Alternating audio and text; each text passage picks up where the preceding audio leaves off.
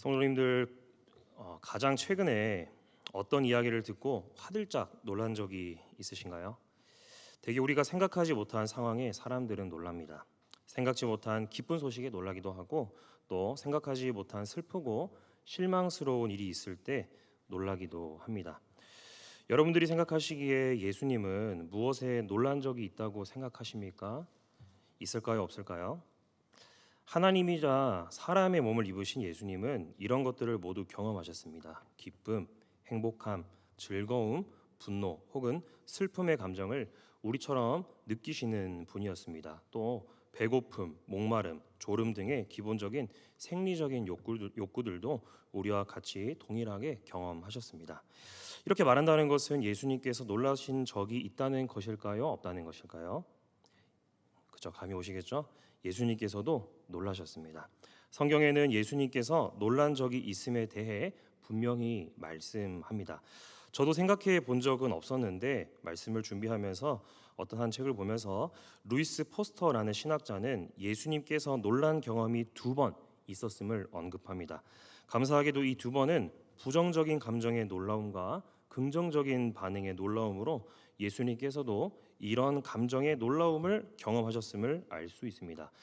놀라다라는 단어는 헬라어로는 따우마조입니다. 예수님께서 다우마조, 그러니까 놀라셨던 부정적인 부분은 바로 나사렛 사람들의 불신앙에 대해서 예수님께서 놀라셨습니다. 예수님의 고향에서 말씀을 전하시고 여러 이적을 보이셨음에도 불구하고 나사렛 사람들은 다른 동네, 도시 사람들에 비해 믿지 않았음에 대해 대단하다 하시면서 놀랍고 이상하게 여기셨습니다. 또 예수님께서 따오마조 하셨던 놀라셨던 긍정적인 부분은 바로 오늘 말씀인 백부장의 믿음에 대해서입니다. 백부장은 이방인 로마 사람이었지만 어떤 이스라엘 백성들보다도 더 뛰어난 믿음, 본받아야 할 믿음을 갖고 있었습니다.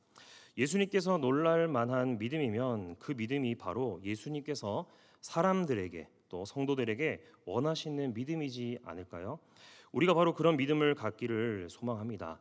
그렇다면 백부장의 믿음이 어떤 믿음이었길래 예수님께서 칭찬하셨는가를 오늘 말씀을 통해서 깨닫고 그 깨달은 바 그대로 사는 성도님들 되기를 바랍니다. 우리 다 함께 1절 말씀을 함께 읽어보겠습니다. 예수께서 모든 말씀을 백성에게 들어가시니라. 1절에서는 본문 말씀의 시간과 장소적인 배경을 잘 설명해 주고 있습니다. 시간적인 배경은 언제냐면은 모든 말씀을 백성에게 들려주시기를 마치신 후라는 이 시간입니다. 본문 앞에 있는 그 말씀까지는 마태복음의 산상수훈과 내용이 비슷한 평지 설교라고 부르는 그 설교입니다. 평지 설교라고 해서 산 아래에 있는 평지라고 생각하기보다는 산 중에서도 이 산기슭에 평평한 곳 정도로 생각해 보면 됩니다. 그래서 지금 시간적인 배경은 마태복음과 동일한 산에서 설교하시고 가버나움으로 내려온 때 정도로 생각해 보시면 되겠습니다. 또 장소적인 배경은 어디냐면은 갈릴리 북쪽에 있는 도시인 가버나움입니다. 이 가버나움이라는 도시는 예수님 당시에는 상당한 크기의 마을이었습니다. 세금 징수를 위한 거점 도시였기 때문에 로마 황제의 부대가 주둔하던 곳이 가버나움입니다. 만약 위험한 일이 생기면은 가장 먼저 나서는 사람들이 바로 백부장과 이 백부장이 이끌고 있는 100명 규모의 백인 부대입니다. 이런 장소에 예수님이 거점을 잡으셨습니다. 예수님은 공생의 사역의 대부분을 가버나움이 속한 갈릴리 지방에서 가장 많이 계셨습니다.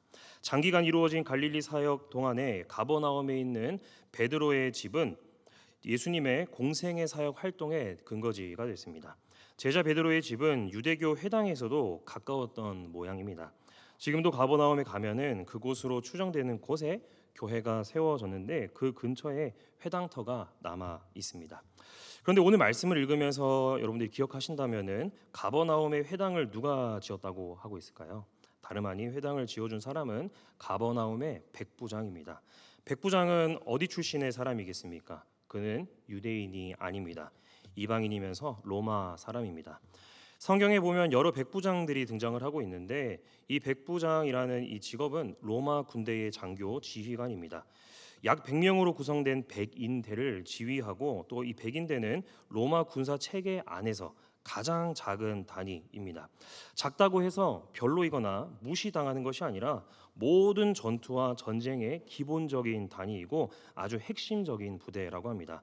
이 백인대가 60개, 그러니까 60그룹이 모이면은 즉 6천 명의 군사가 모이면은 한 개의 군단이라고 합니다.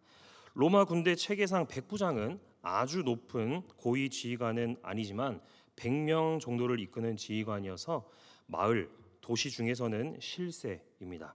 로마 군대 체계 안에서는 백부장에게 작전권이 주어진다고 합니다. 그러니까 백부장에게 배속된 군인들은 백부장의 명령만 따라야 합니다. 백부장이 직접 훈련시키고 지휘합니다. 그래서 진짜 백부장에게 속한 사람들처럼 행동했기 때문에 로마 군대에서 백부장은 우리의 생각 그 이상으로 굉장한 영향력을 구사하던 실세 자리입니다. 모든 사병들의 꿈에 그리는 가장 명예로운 직책이 백부장이었다고 합니다. 많은 사병들 중에서 백부장에게 뇌물을 안 갖다 바친 사람이 없었다고 합니다. 왜냐하면 백부장에게 잘 보이면은 상대적으로 안전한 자리에 배치될 수 있었기 때문입니다. 그렇게 백부장은 남의 눈치를 그렇게 크게 보지 않았으면서 또 그 마을 안에서 정도로만 한정한다면 누군가에게는 밑 사람, 아래 사람이 되지 않는 자리입니다. 설명을 들어보니 기존 생각보다 이 백부장이라는 직업이 더 대단해 보이지 않습니까? 우리나라에서는 100명 정도에 다니면은 중대라고 합니다. 중대. 중대장은 장교 중에서 가장 빠르게 맡을 수 있는 직책 중에 하나입니다. 백부장은 과연 쉽게 할 수 있었을까요? 백부장은 누구나 할 수 있는 자리도 아닙니다. 여러 가지 자격 조건이 있습니다. 근데 로마 시민권이 있어야 하며 로마에서 신처럼 모시는 황제에게 절대적인 충성을 맹세한 사람이어야 합니다. 또 군생활 15년 이상이 되어야 한다라고 합니다.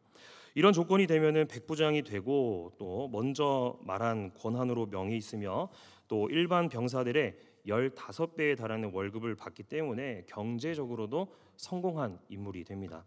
이런 조건들을 살펴보니 백부장이라는 이 자리는 예수님을 믿기가 상당히 힘들어 보입니다.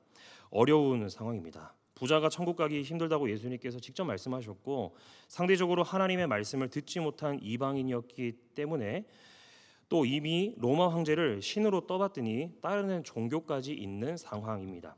그렇지만 이런 백부장이 예수님을 믿었고 예수님께서 그의 믿음을 놀라면서 칭찬까지 하였다는 것은 우리가 정말 따라야 할 또 본받아야 할 믿음이라고 할 수 있습니다. 그렇다면 예수님은 이 백부장의 어떤 믿음을 보고 그를 칭찬하셨을까요? 첫 번째는 은혜를 간구하는 믿음입니다. 은혜를 간구하는 믿음을 보여주었기 때문입니다. 우리 다 함께 2절과 3절 말씀을 함께 읽겠습니다. 어떤 백부장의 사랑하는 종이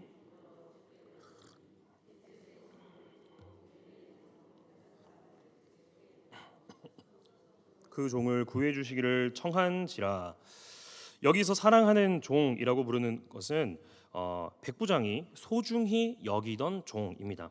당시의 관습을 감안했을 때 백부장은 종을 재산의 일부로 하찮은 존재로 여길 수도 있었습니다.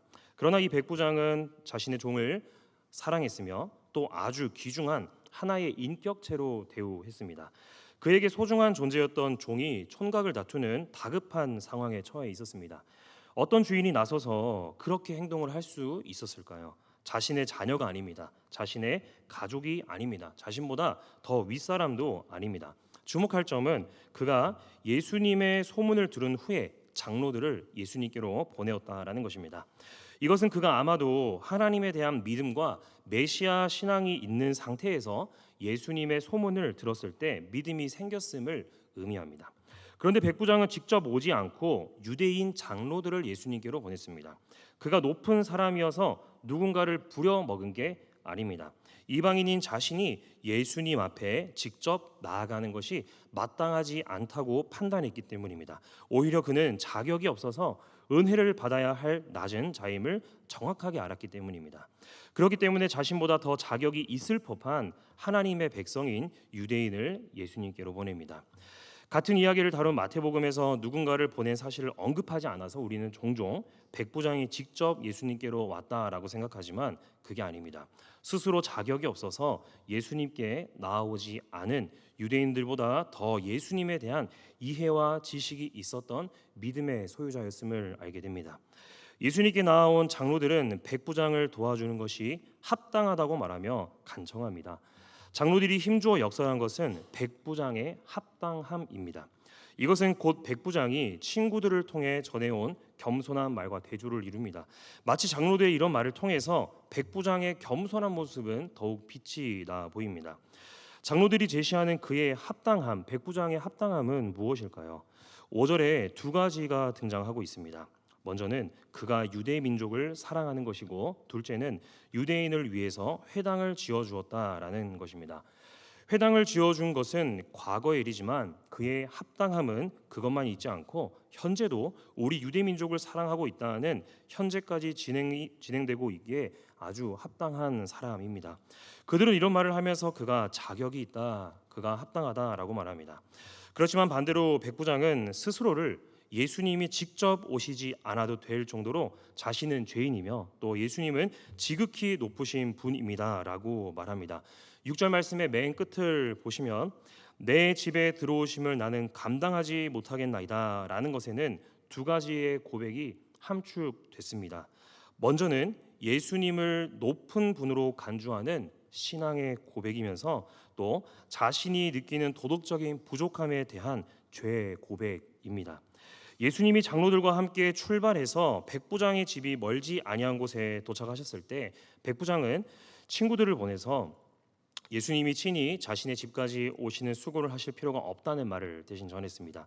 그 이유는 예수님께서 너무나도 높으신 하나님의 아들이면서 자신은 그분 앞에 서기도 부끄러운 죄인임을 알았기 때문입니다. 자격 있는 자들에게는 은혜가 필요 없습니다. 자격 없는 죄인이라 고백하는 자들에게 은혜가 필요합니다. 지금 백부장은 자신이 자격 없음을 고백하고 있습니다. 즉 자신의 능력으로는 안 되니까 부디 제발 은혜를 베풀어 달라며 간구하고 있습니다. 백부장은 자신의 지난날의 행위를 하나도 언급하지 않습니다. 자신의 공로를 제시하지 않고 예수님을 자신이 감당하지 못할 주라고 고백하면서 은혜를 구하고 있습니다. 백부장은 구원의 은혜를 간구하는 믿음을 갖고 있습니다. 자신의 공로가 아닌 예수님의 은혜를 구하는 것이 바로 온전한 믿음입니다. 백부장은 예수님이 자신의 집에 오시는 것도 또 죄인인 자신이 예수님께로 가는 것도 자신이 감당치 못할 은혜라고 생각합니다. 이런 믿음이 바로 성도가 가져야 할 믿음이면서 예수님께서 진짜 원하시는 믿음입니다. 모든 사람은 죄인입니다. 또 의인은 하나도 없습니다. 죄인은 자신의 어떤 행위도 주 앞에서 의를 내세울 수 없습니다. 자신이 무익한 종임을 잘 알아서이며 그분의 한량없는 은혜만을 구할 수밖에 없다는 것을 잘 알기 때문입니다. 백부장은 자신의 행위들이 칭찬받을 만한 것임에도 불구하고 예수님께 그것을 제시하지 않습니다. 우리도 마찬가지여야 합니다. 우리는 그저 죄인입니다. 예수님은 거룩하신 하나님의 아들입니다. 우리가 믿음으로 구할 것은 오직 주님의 은혜입니다. 내가 예배를 잘 드렸으니 또 잘 헌신했으니 내가 잘 섬겼으니 뭐 주십시오 이렇게 구하는 게 아니라 오히려 더 감사하고 오히려 더 겸손한 자세로 은혜를 구할 줄 아는 성도님들 되기를 바랍니다. 바로 그 믿음이 예수님께서 원하시는 믿음입니다. 첫 번째는 은혜를 간구하는 믿음이었습니다. 그렇다면 예수님은 백부장의 또 어떤 모습에 그의 믿음을 칭찬하셨을까요? 두 번째는 그가 말씀을 신뢰하는 믿음을 보여주었기 때문입니다. 우리 다 함께 7절과 8절 말씀을 함께 읽겠습니다. 그러므로 내가 주께 나아가기도 감당하지 못할 줄을 알았나이다. 말씀만 하사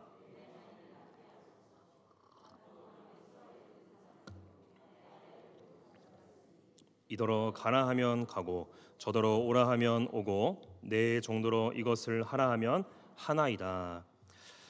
백부장은 말씀만으로 종을 고쳐주실 예수님에 대한 확신이 있었습니다. 그가 자신의 종의 치유를 또 회복을 위해 예수님께 간청한 것은 종이 나올 수 있도록 말씀만 하시라는 것입니다. 백부장은 군대 명령 체계를 구체적으로 말하면서 자신의 간청의 근거를 말합니다. 그는 병사들을 거느리고 있는 동시에 상관의 권세 아래에 있는 사람입니다. 그래서 자기의 권세 아래에 있는 어떤 병사에게 가라고 하면 그가 가고, 다른 병사에게 오라고 하면 그가 오면서, 또 종에게 이것을 하라고 하면 그가 행하는 것에 대해서 말합니다. 상관의 지휘 아래에 있는 백부장이 자기 병사들에게 명령을 하면 병사들이 그대로 행하는데, 선지자보다도 높고 또 황제보다도 높으신 주님이신 예수님이 말씀을 하시면 안 될 일이 어디에 있겠느냐라는 것입니다. 예수님은 백부장이 친구들을 통해 예수님께 드린 이 말씀이 참으로 예수님을 주님으로 고백하는 믿음에서 나온 것임을 분명하게 하셨습니다. 예수님은 제자들에게 원했던 믿음을 이방인 백부장에게서 보았습니다. 말씀만 하셔도 종의 병이 나을 것으로 믿는 이 믿음, 예수님의 큰 권세를 시인하는 이 믿음입니다. 예수님이 모든 문제의 열쇠가 되심을 그는 믿었습니다. 이것은 그저 예수님이 어떤 지혜 있는 선생인 정도로만 믿는 게 아닙니다. 또 선지자 정도로만 보는 게 아닙니다. 구약에서 말씀하는 구원자이심을 정확하게 인식했다라는 것입니다. 예수님의 말씀은 권세 있는 말씀이며 능력 있는 말씀입니다. 따라서 예수님이 하시는 말씀은 반드시 성취가 됩니다. 삼위 하나님이 말씀으로 세상을 창조하셨듯이 예수님도 말씀의 권능을 행하심을 그는 믿었습니다. 하나님의 말씀이 육신이 되신 분이 바로 예수님이시기 때문에 예수님의 말씀은 곧 하나님의 말씀입니다. 이 모든 것을 기존에 자신의 믿음과 또 예수님의 소식을 들은 후에 깨닫게 된 성육신하신 말씀에 대한 신뢰로 인해서 그의 믿음은 말씀의 전적으로 신뢰하는 믿음으로 드러나게 됐습니다. 말씀을 믿음에도 무엇은 믿으며 무엇은 안 믿어서는 안 됩니다. 모든 말씀을 하나님의 말씀으로 믿어야지만 백부장의 믿음처럼 우리도 고백할 수 있습니다. 말씀을 신뢰하는 자만이 인내하며 기도합니다. 말씀을 신뢰하는 자만이 말씀을 더욱 읽기에 힘을 씁니다. 말씀을 신뢰하는 자만이 기쁨으로 헌신합니다.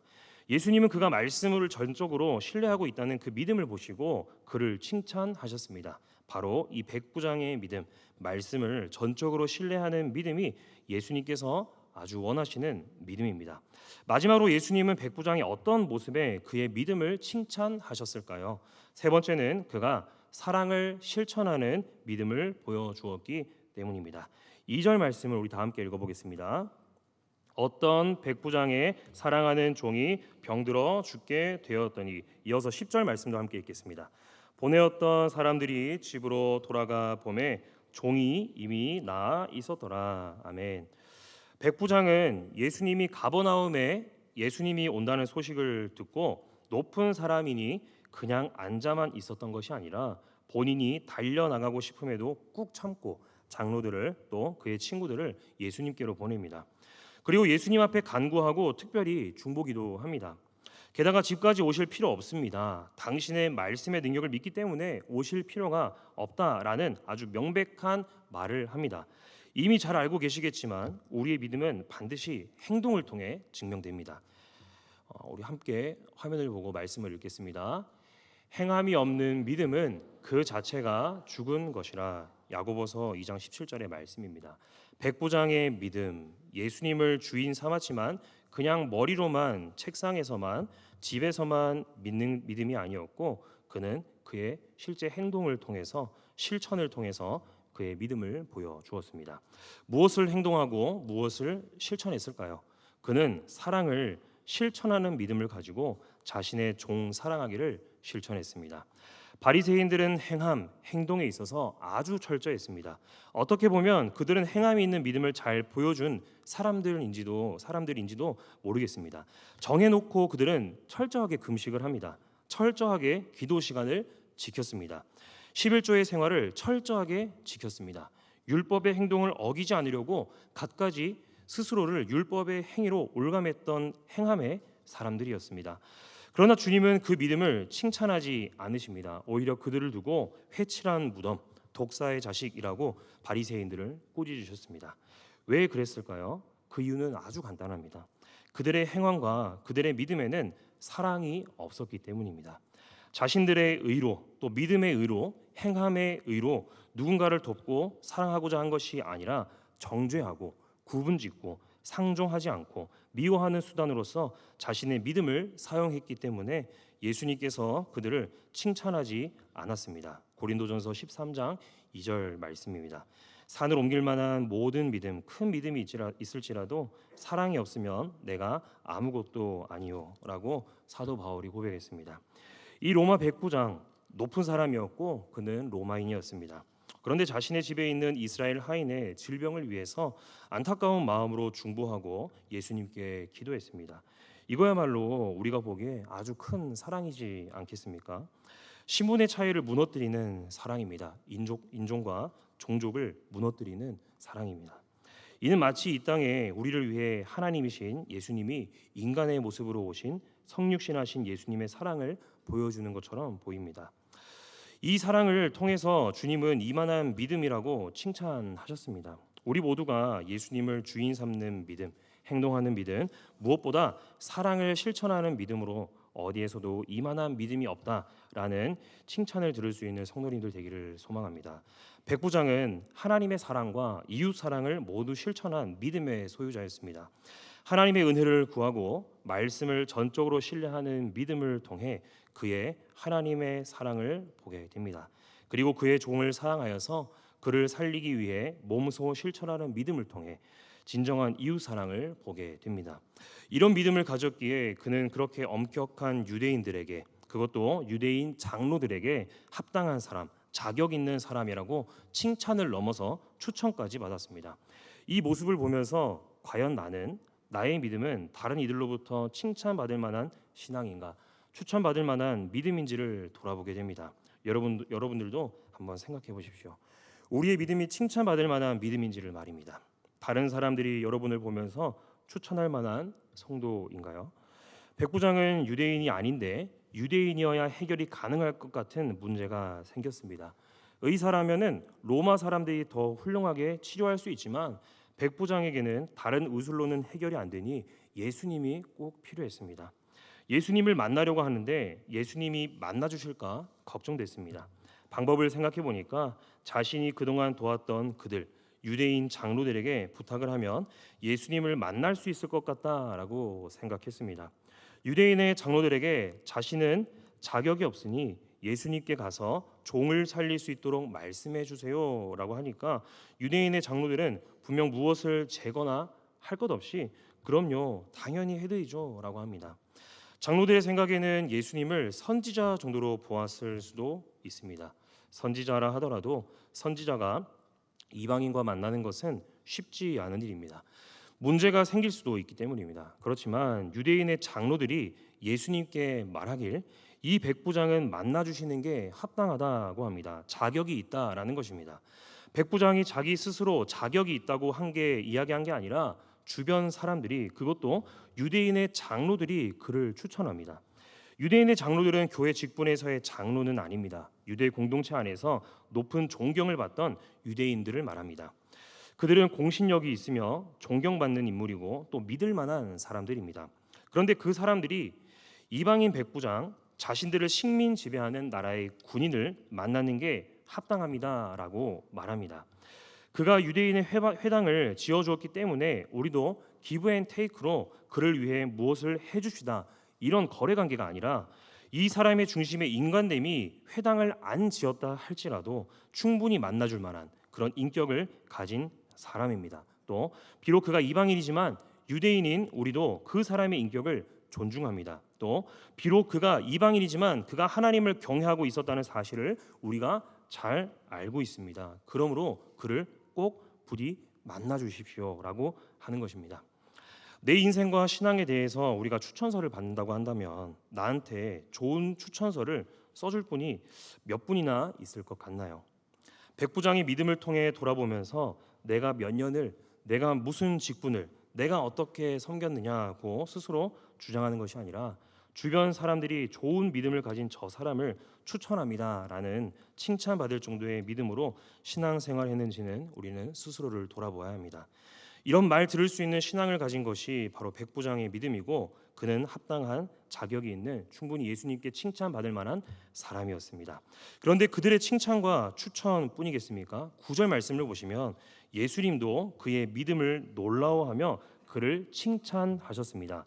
예수께서 들으시고 그를 놀랍게 여겨 돌이키사 따르는 무리에게 이르시되 내가 너희에게 이르노니 이스라엘 중에서도 이만한 믿음은 만나보지 못하였노라 하시더라.